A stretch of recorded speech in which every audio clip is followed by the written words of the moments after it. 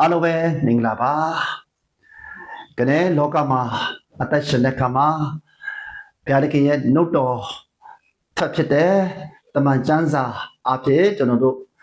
အသက်ရှင်ရတာဖြစ်ပါတယ်။ဒီနေ့တမန်ကျမ်းစာကလမ်းခီးဖြစ်တဲ့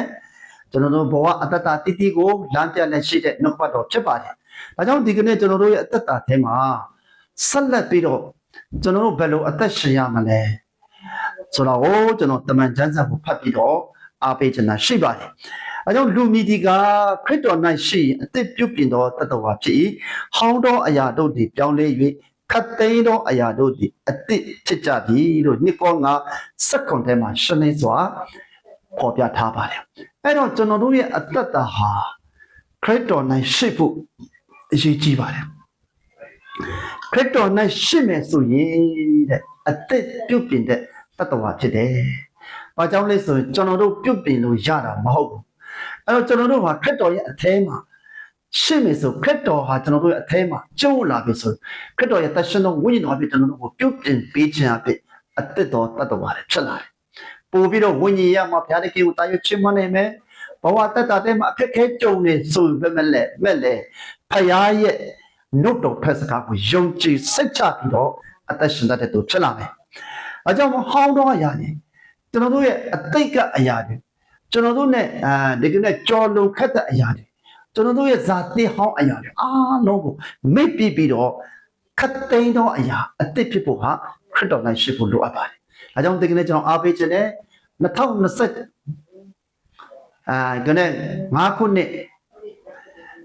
ပေါ်လုံဖို့အတွက်ရက်ပိုင်းလောက်ပဲလိုတော့တာဖြစ်ပါတယ်။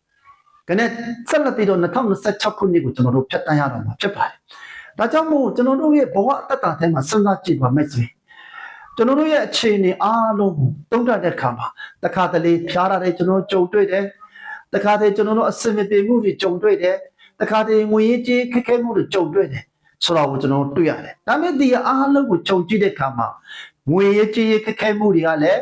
အနေကျဉ်းပဲရှိတယ်။ဟုတ်လားအစင်မပြေမှုတွေလည်းကျွန်တော်တို့အနေကျဉ်းပဲရှိတယ်။ဖြားနာမှုတွေလည်းအနေကျဉ်းပဲရှိတယ်။တာယာတဲ့နှစ်တွေဟာအစင်ပြေတဲ့နှစ်တွေဟာပိုများတာဆိုတော့ကိုကျွန်တော်တို့တွေ့ရတယ်။ဒါမှကြောင့်လဲဆိုရင်ဘုရားသခင်ရဲ့မေတ္တာအားဖြင့်သူသားသမီးတွေကိုအနေလွန်မှုပြီးတော့ဘုရားရဲ့ဝေကမဆမှုအထဲမှာလုံခြုံစွာအသက်ရှင်ခံလို့ဖြစ်ပါတယ်။ဒါကြောင့်မို့ချက်လာဆိုတော့တမန်မိတ်ဆွေများကျွန်တော်တို့ဟာလူတိုင်းဟာခရစ်တော်၌ရှိဖို့လိုအပ်ပါတယ်ခရစ်တော်ကိုမိမိရဲ့ကယ်တင်ပိုင်ရှင်ဖြစ်လက်ခံယုံကြည်ပြီးတော့နှလုံးသွင်းပြီးတော့ခရစ်တော်ရဲ့ကျွန်တော်တို့ကိုကနေ့ပေါ်ပြတဲ့ဝိညာဉ်တော်ရဲ့ပေါ်ပြတဲ့အထဲမှာလွတ်လပ်စွာအသက်ရှင်ပြီးတော့ဘုရားကိုချီးမွမ်းဖို့လိုအပ်ပါတယ်။ဒါနဲ့နေ့ဟောမှာဘယ်လိုအခြေအနေတွေဖြစ်ဘုရားသခင်ကကျွန်တော်တို့ကိုမခံမရတဲ့စုံစမ်းချက်ကိုပေးတဲ့ဘုရားမဟုတ်ဘူး။ဒါကြောင့်မို့ကျွန်တော်တို့ဟာ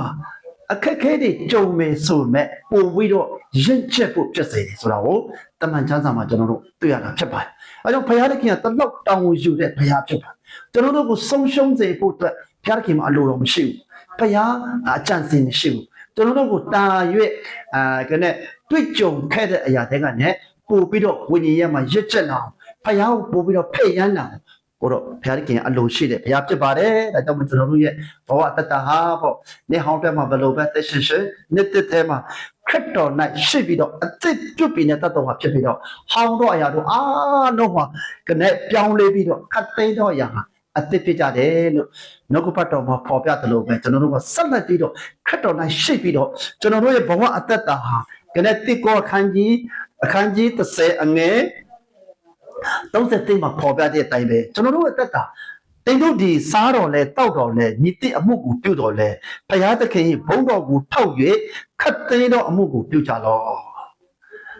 ကျွန်တော်တို့ဘဝအသက်တာထဲမှာတဲ့ခရစ်တော်၌ရှိနေဆိုရင်ရှိပြီးတော့ကျွန်တော်တို့စားရတော်လဲတောက်ရတော်လဲဘယ်လိုမျိုးအမှုကိုပြုရပါမယ်ဘုရားသခင်ဘုန်းတော်ကိုထောက်ပြီးတော့တဲ့ခတ်သိမ်းသောအမှုကိုပြုကြပါ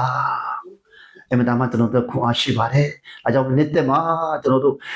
ကနေစားရတောက်ရတာလေတော်တော်ကောင်းအခက်ခဲကြုံရတာတော့၎င်းဘယ်လိုအမှုပဲဖြစ်ဖြစ်ဘုရားသခင်ရဲ့နာမတော်ဖို့တာဘုရားသခင်ရဲ့ဘုန်းတော်အတွက်သာအခြေခံပြီးတော့အသက်ရှင်ပြီးတော့ကျွန်တော်တို့ဘဝအသက်တာတနေ့တနေ့ဝိညာဉ်ရဲ့မှာရစ်ချက်ပြီးတော့ဘုရားသခင်ကျွန်တော်တို့ကသစ္စာရှိတော်နေတာကောင်းလို့ခေါ်တမှုခြင်းကိုခံထိုက်တော်သူဖြစ်ဖို့အတွက်ကျွန်တော်တို့အသက်ရှင်ကြသွားကြပါစို့လို့ကနေနှုတ်ကပတ်တော်အဖြစ်ဝေငှတက်တိတ်ခံလို့တာအင်ညာတော်ဖြစ်ပါတယ်အရောက်စီတိုင်းပေါ်မှာဘုရားသခင်ဆက်လက်ကောင်းချီးပေးပါစေ